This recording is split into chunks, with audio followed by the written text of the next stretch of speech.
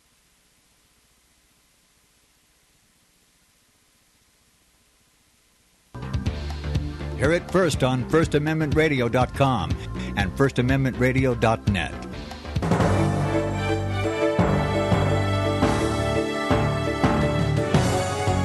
American Family News, I'm Chris Woodward. The White House says President Obama is removing Cuba from a list of state sponsors of terrorism. It's a key step in the president's bid to normalize relations between the two countries.